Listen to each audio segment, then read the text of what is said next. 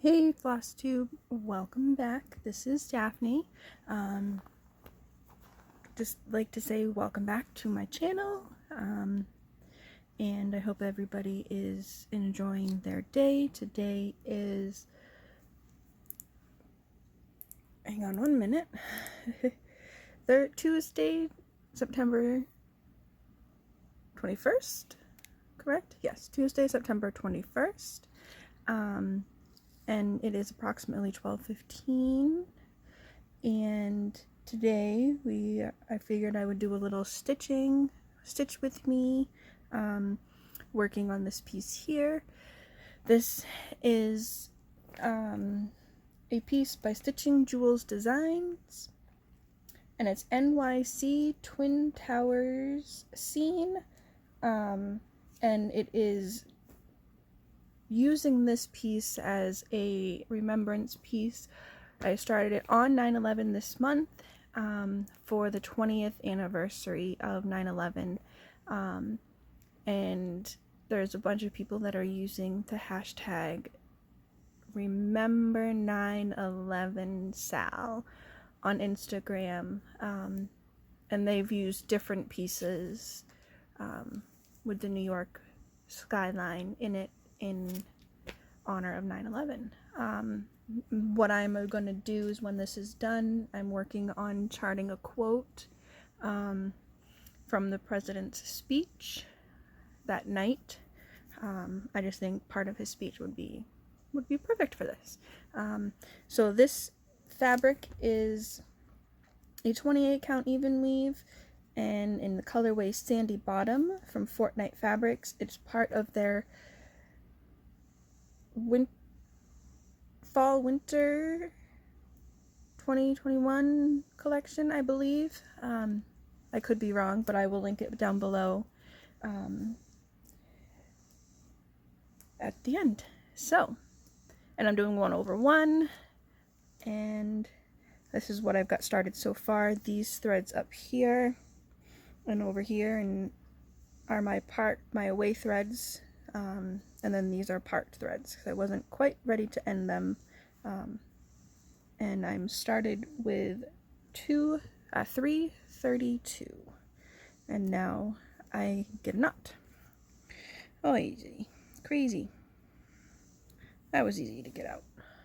Not so bad. Gotta adjust myself. Hang on. Oh, there we go. Oops. I'm used to doing these with my stand, but I haven't put this in the stand yet. So it's gonna be a little crazy. I'll go this way so you guys can see. Ooh.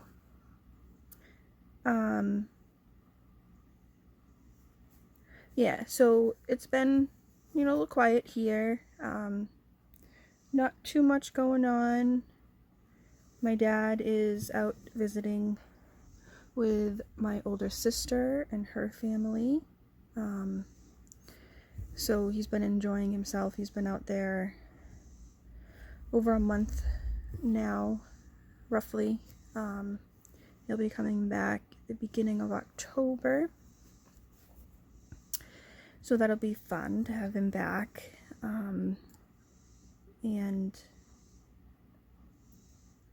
I'm glad that he was able to go and meet some of the grandkids, meet the great-granddaughter, the newest great-granddaughter, that just turned 1. I have yet to meet her. Hopefully next year I'll be able to get out there and meet her, and any other children. Yeah, so he's been, like I said, he's been out there since the middle of August, out in California, Southern California. He's enjoying himself. He worked with my sister and brother-in-law to set up a wood shop for my youngest nephew. He enjoys, doing things like working with his hands and things like that. So they just figured this would be a good time to, work with him and get that set up. And then my dad can teach him, show him some of the basics, and go over the safety things and, things like that.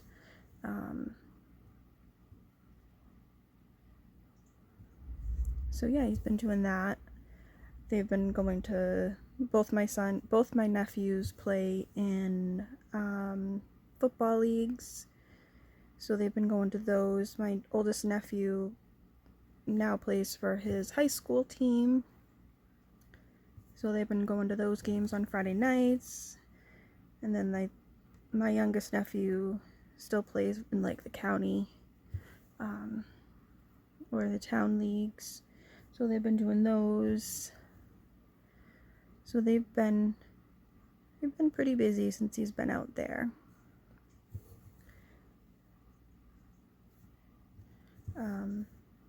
Then here, just putzing around the house, stitching.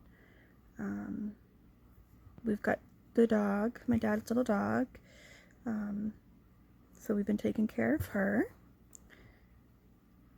And I will apologize now in case you hear her barking or growling.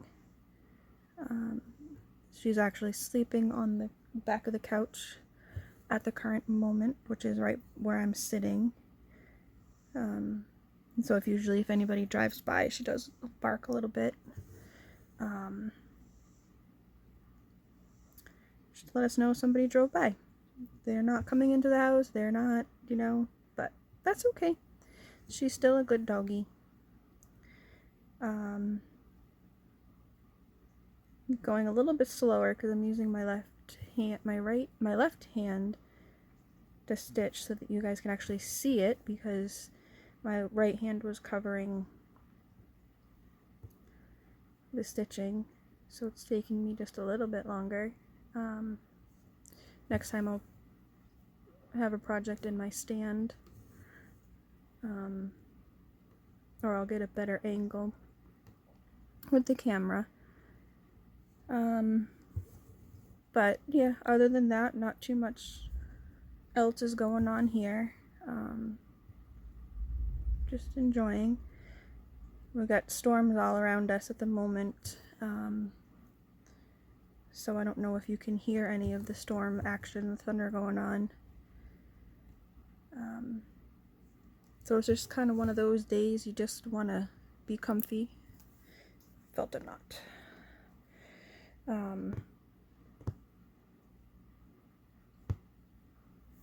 Hang on, I'm gonna get this knot. If I can get it.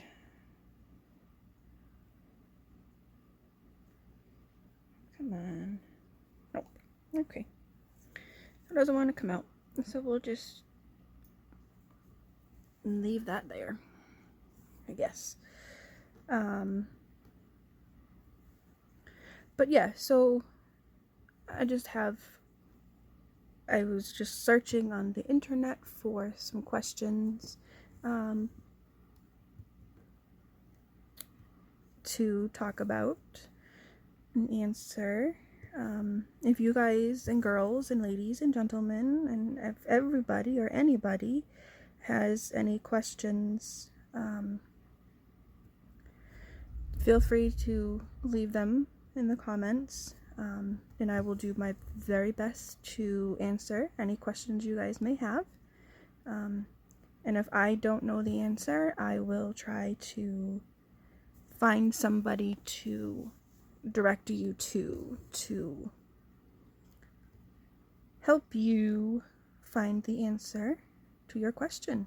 And hey, that's a learning thing for me, that if it's not something I know, then I can learn by helping you, and you can learn by helping me. So with that said, let me put this here for a second. Put this up in the hole. mark off my stitches over here on Pattern Keeper on my right.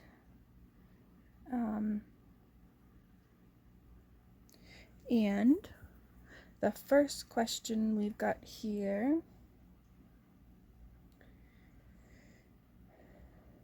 is name three things that you love. Well, I enjoy my cross stitch. So all of my projects, there was one project that I did UFO this year. And I did talk about that in a previous floss tube, I think my last floss tube. But I will talk about it here as well. So in case you didn't watch that, or you're new to the channel, the reason I UFO'd, and UFO is an unfinished object. It was my temperature piece from 2020. It just was not calling my name anymore, calling to me anymore. So I just decided, you know what, I have a piece that I want to start for somebody special in my life, a family member, and I didn't have any fabric to start that on, but I had this piece of fabric that this project, the temperature chart, was on, and it was called, I believe it was called in August for WIPGO.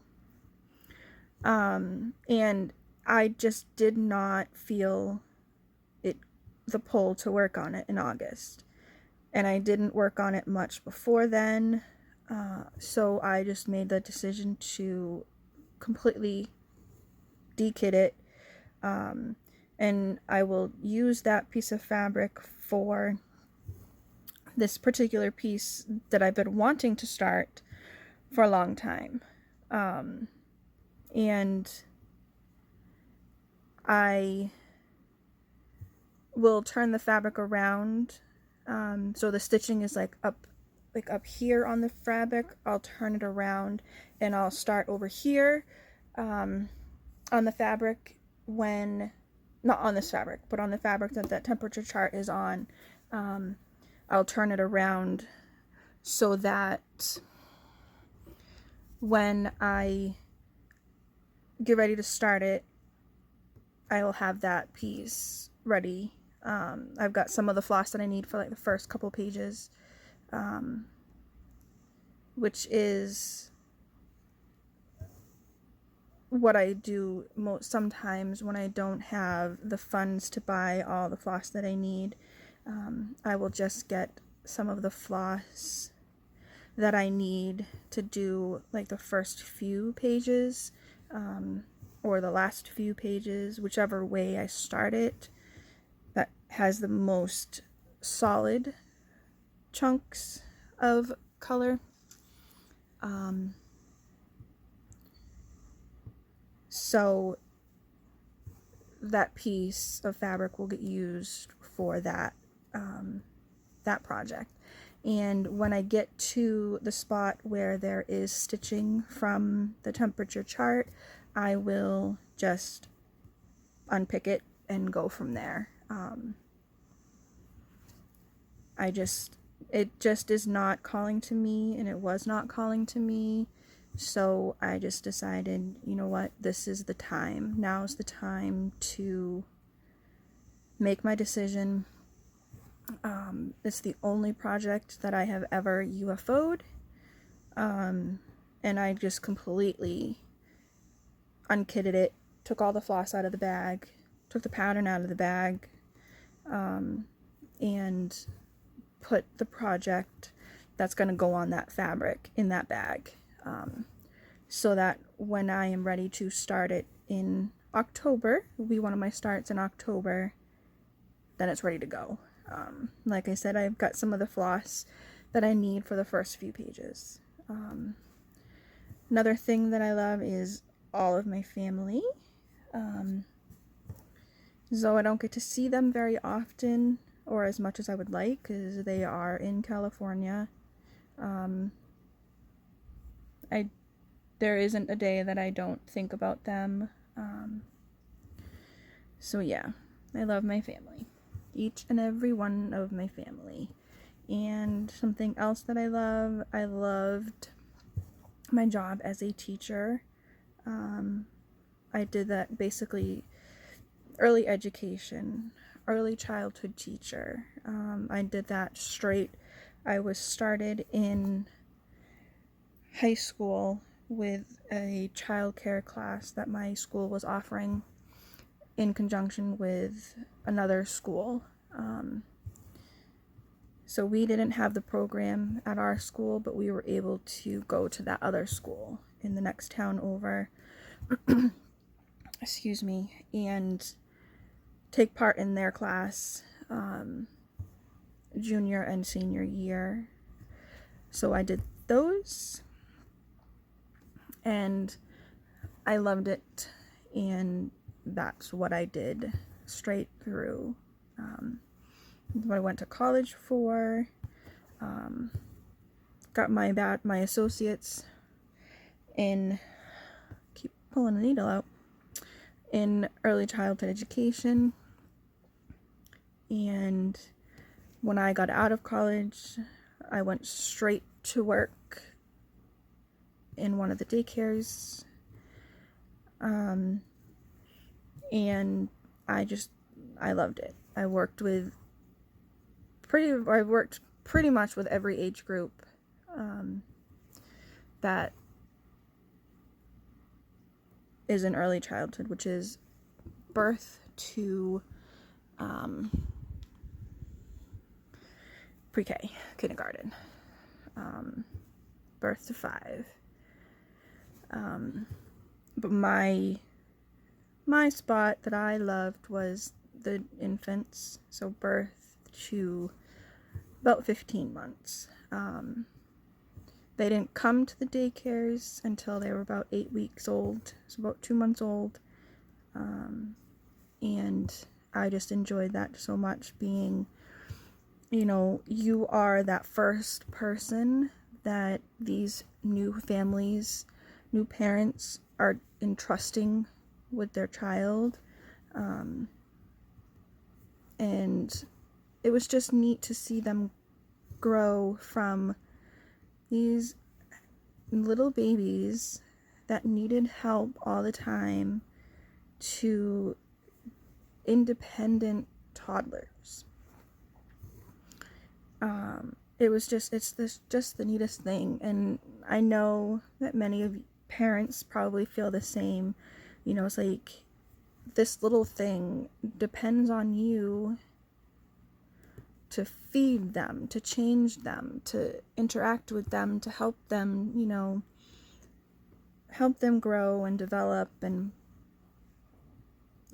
all those, necessary things. And it's just amazing to see the changes that these children make on a daily basis. One day they could be just laying there on their back, and the next morning they come in and you put them on their back and you turn around and they're on their belly. Like, wait a minute, you were not doing that yesterday. Wait a minute, or they were pulling themselves up and just standing, and then the next day they come in and they pull themselves up, they stand, they let go, and then they start walking. It's like, wait a minute, you weren't doing that, but okay, let's celebrate this. It's amazing. And to see them get so excited every morning once they start to realize and recognize you, that, okay, you're a safe person, you care for me, you help me. It's amazing. There were kids that would come to see me after they had left the classroom, as most children will do. They'll go and see their teachers that they've had in previous years and whatnot. But I'd walk into like any classroom and I'd have like 5 or 6 kids just come running up to me, it was nice, but I had to time it so that I wasn't interrupting anything that they were doing, because it would just stop their day altogether, which wasn't, for me. I wouldn't like that if I was one of their, that teacher in that classroom. So I had to kind of play when I would go see them. But yeah, so those are 3 things that I love. It's just, I don't know, it's hard to say. Let's see here, what else do we got?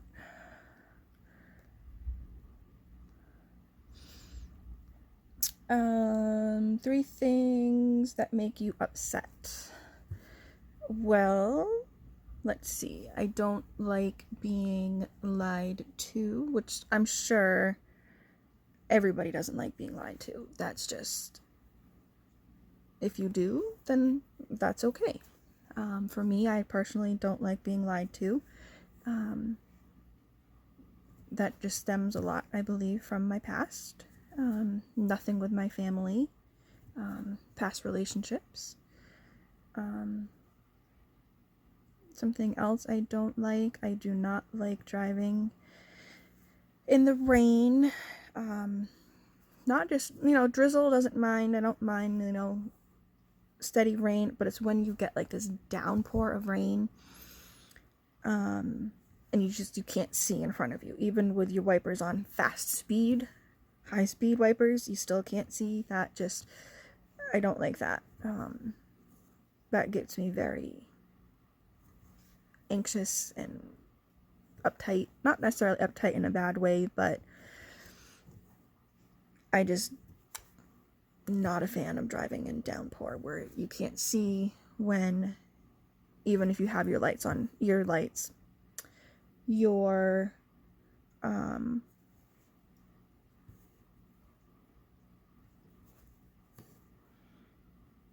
wipers on fast speed. And then something else that makes me upset, I don't know. I'm really kind of an easygoing person. I can't really think of a third thing that makes me upset.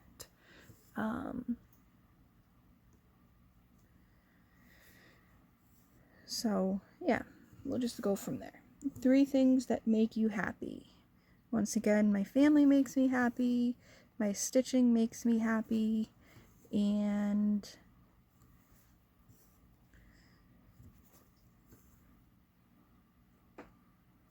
being with my friends, spending time with friends makes me happy. It's just makes me happy. Just be around my friends.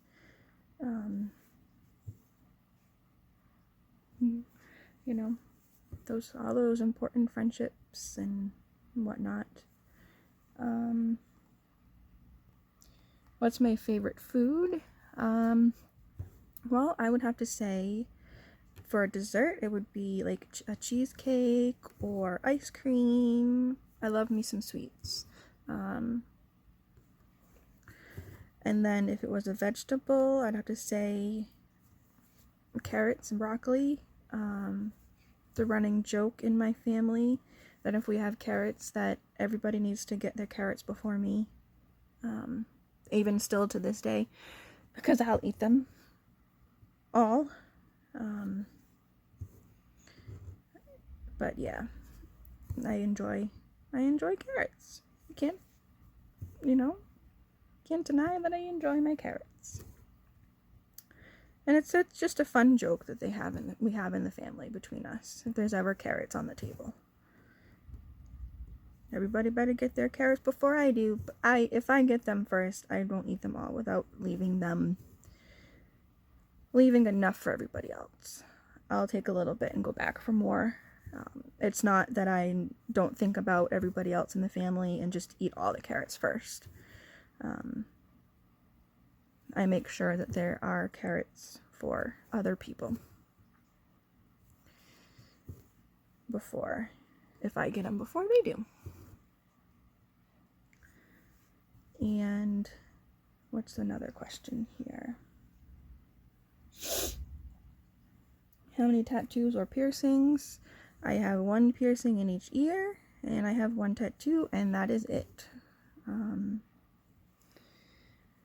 I don't know if I'll do any more tattoos or piercings.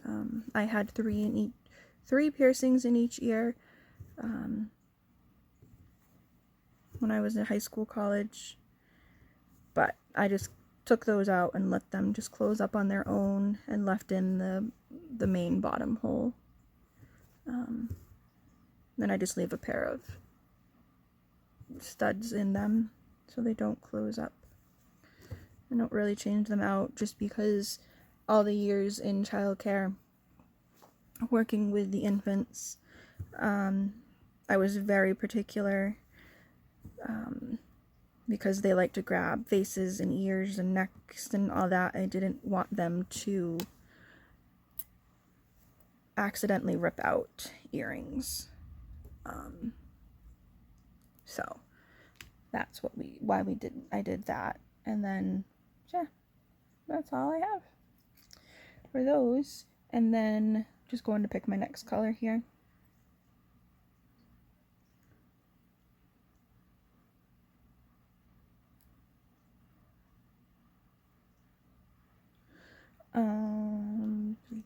Okay, here we go. I pre-wound, and pre-cut the length. So what I do when I get my floss, so here's my strand that I took off my bobbin. Oops, hang on. I took off my bobbin.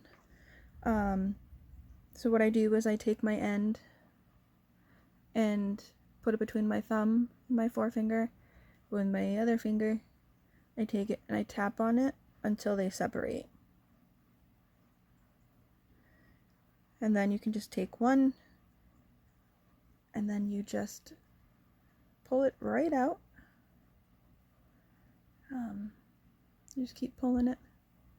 Pull it, pull it, pull it, pull it, pull it, and it will bunch up in your hand just a little bit. Just like that. And you just pull it, pull it, pull it, pull it, pull it. You keep pulling it, and then the magic happens. As it comes to the end, it just comes out. You don't have to fight with it to being all twisted up. I got the end off, but that's okay. So yeah, I saw that on somebody's floss tube. I can't remember whose I saw that on. And then I was like, oh, that's so cool.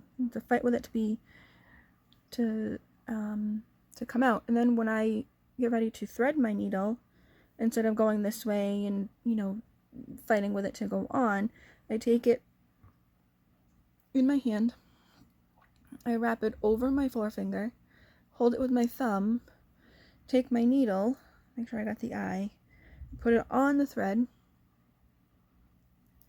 and go back, go back and forth a little bit until you get the loop.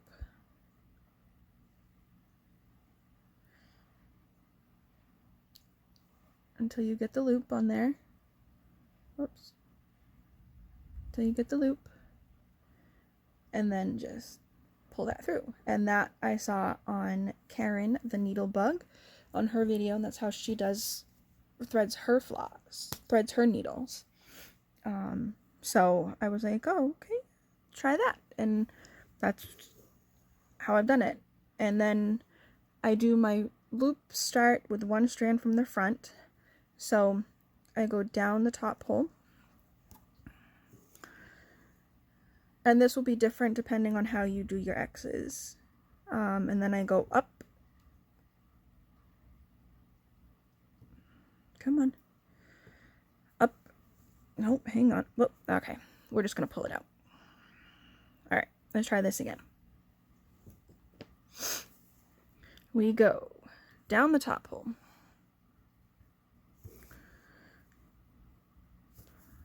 And then I hold that.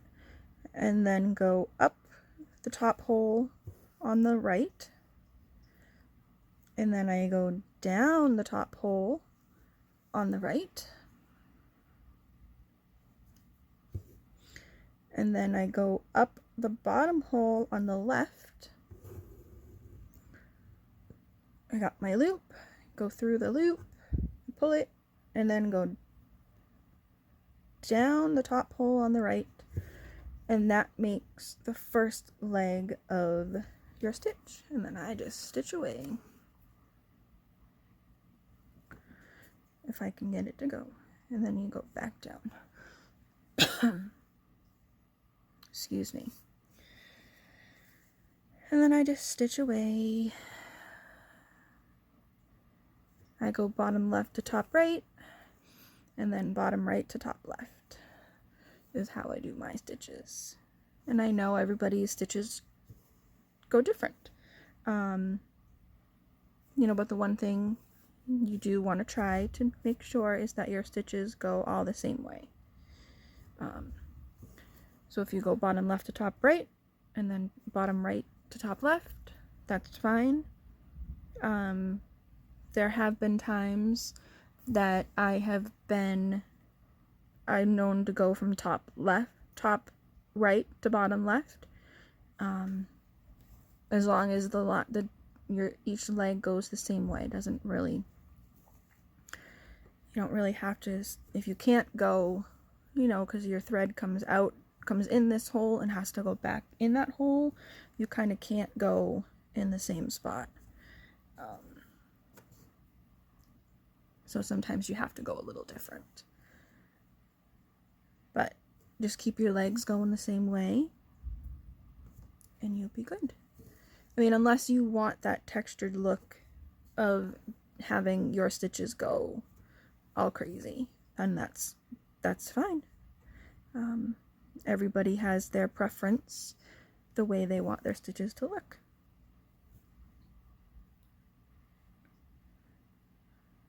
Mark these off. And then I go over here. Okay. Just going back and forth from left to right.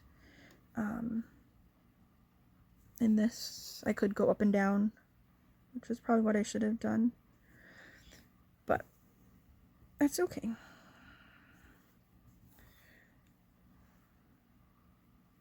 That is alright. Every way works. Doesn't matter which way you go.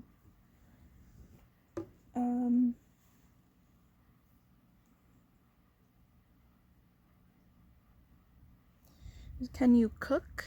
I would say yes. Been learning more since my dad's been here. Just watching him. Never made chicken noodle soup from scratch, and I did that one time. But yeah, I can cook. I enjoy baking. Just made up some brownies this morning. I will have tonight. But yes. And then, yeah. So, my thinking is gonna do something a little different starting in October. Still gonna do my challenge groups and those type of things, as I enjoy those. Having the specific prompts to help me pick what project I want to work on. But I do know of people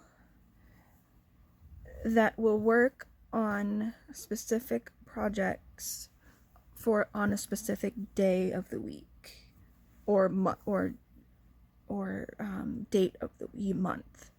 And that appeals to me because I will be starting some pieces. Well, have started pieces and will start one piece that are for family members. So I would like to work on those pieces on those, maybe on a specific day of the month.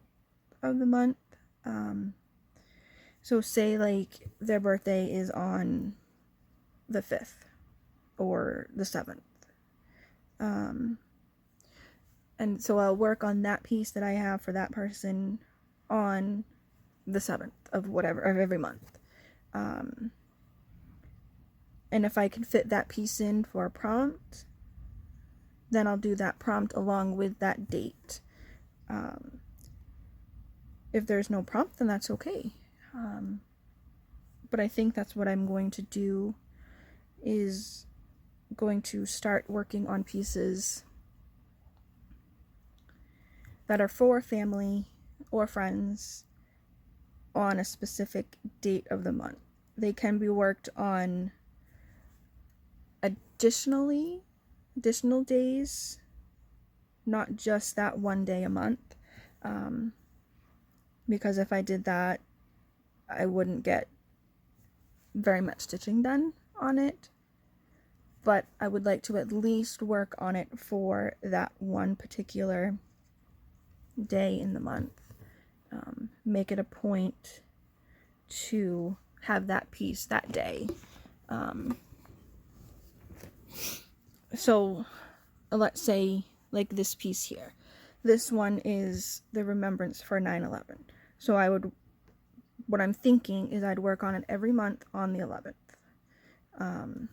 And hopefully I'll be able to get this finished by next year for 9/11. I don't think that it would be that hard to do. I think I gotta recross this leg. It didn't go the way it's supposed to. If I look at my tracker on my phone that I keep track of my stitching, I think I'd only need to do like 90 stitches a day for a year every day. Let me just double check really quick.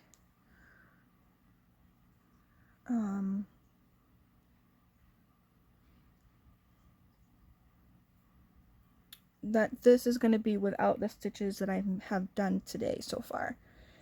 It would be 91 stitches a day to have it completed in 355 days. And I'm already at 1100 stitches on this, and I just started this this month.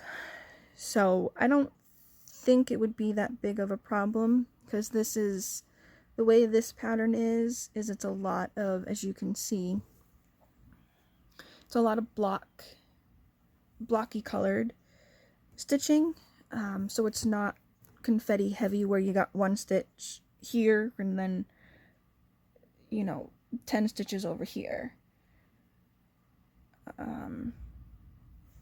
It's very, for me, what I would consider block stitching.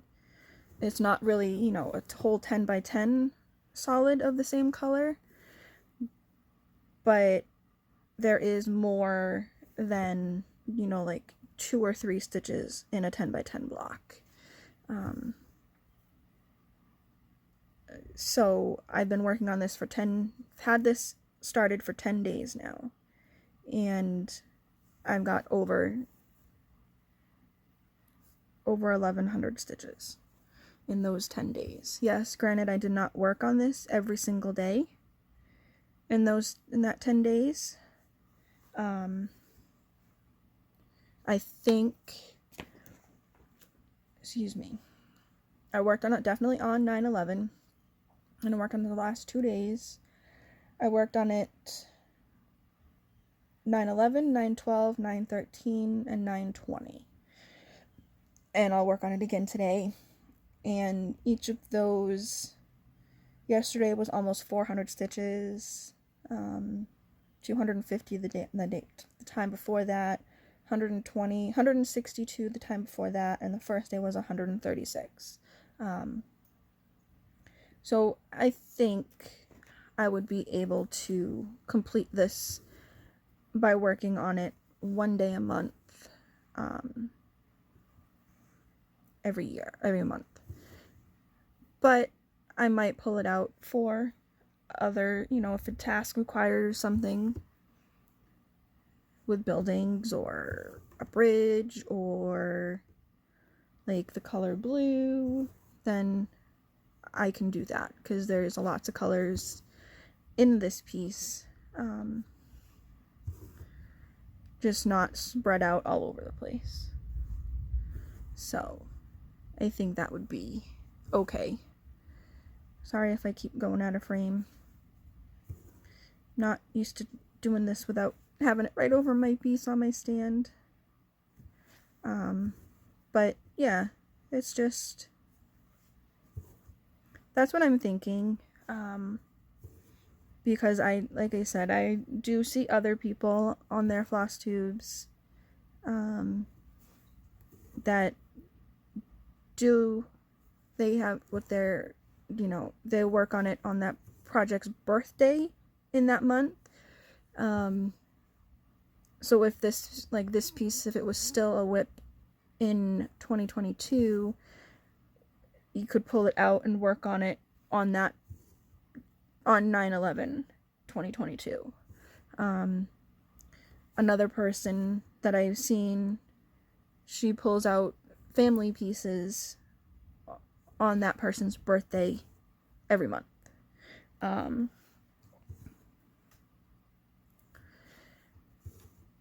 Which is what I'm thinking I would do. Because I stitch on multiple pieces within a day.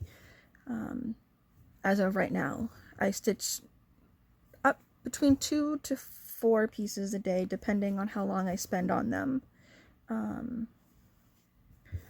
Because that's what my life looks like right now. And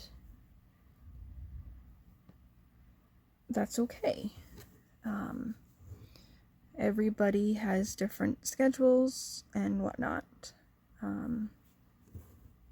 to what they can do, what they can't do with their stitching and their work. So that's what I'm thinking that I'll do come starting in October. Is I'll write down in my little, my it's not really a planner, but it's a journal of what pieces I work on and how I fit them in on the prompt, just so that I know when it comes time to pull out my stitching that particular piece is getting worked on this particular day for this particular reason. I don't necessarily pick particular days of the week that my pieces get stitched on. I just pick the pieces at the beginning of the month that are gonna get worked on in that month. So, and that's pretty much determined by what number is pulled in WhipGo,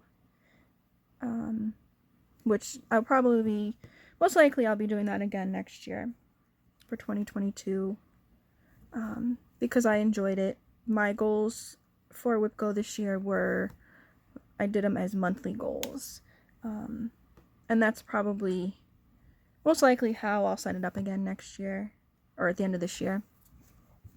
Will be monthly goals.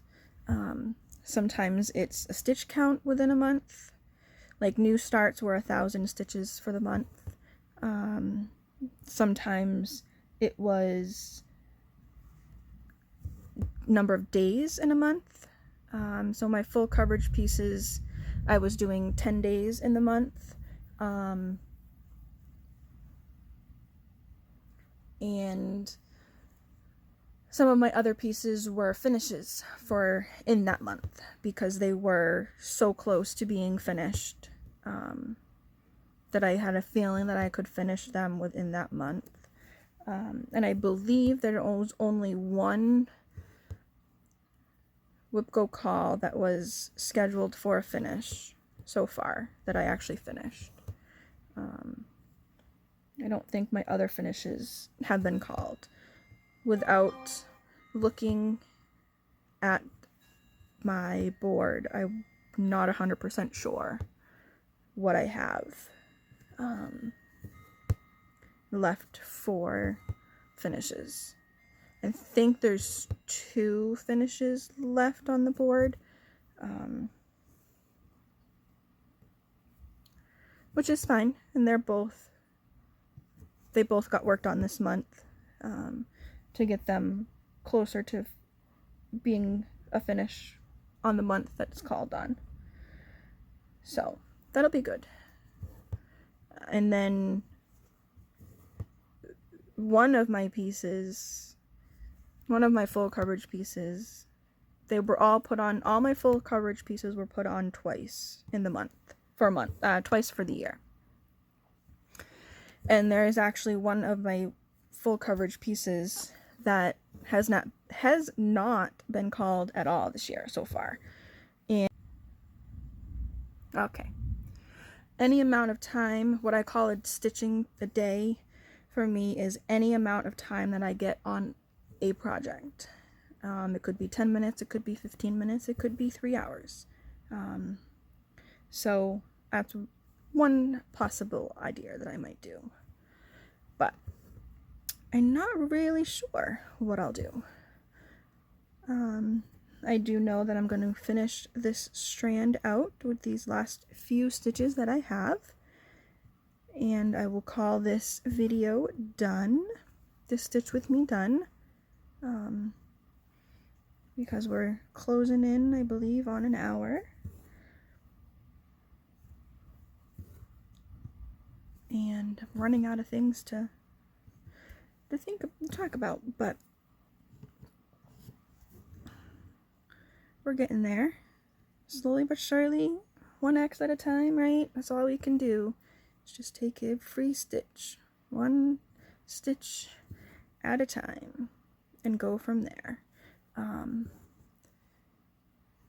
And then, like I say in my floss 2 videos, if your project is not bringing you happiness or joy, you're not enjoying it, it's not calling to you, and you're just working on it to do it, and you're not happy, and you're just kind of, don't work on it. This is a hobby, and you're meant to enjoy it. Excuse me.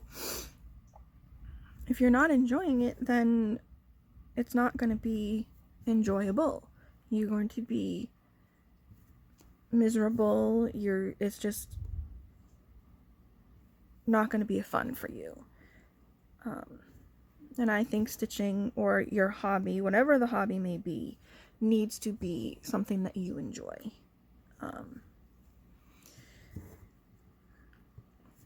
That's just my thought on that. And yeah, that's me, and my thinking. And I know other people might think of things a little differently. And that's okay. We're all individuals, and we all think in different ways and have different reasons for what we do and why we do it. And if you don't like, what somebody is doing, then that's okay too. But we just need to be kind to each other. You can tell somebody that you don't like what they're doing, but tell them in a kind manner, in a nice way.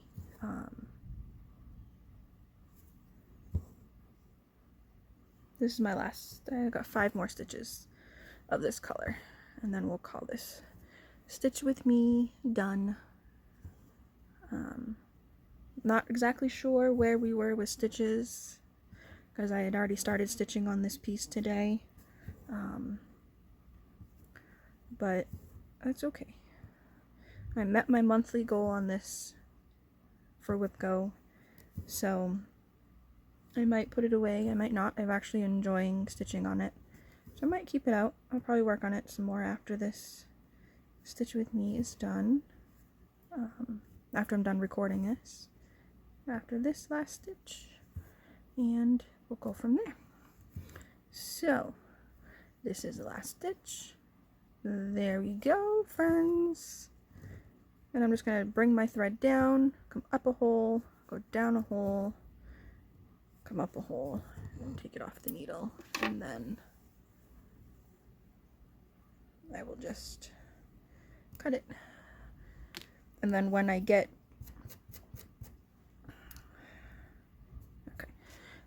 down here and it's been trapped over by the stitches that are here, then I'll just go under and snip it off.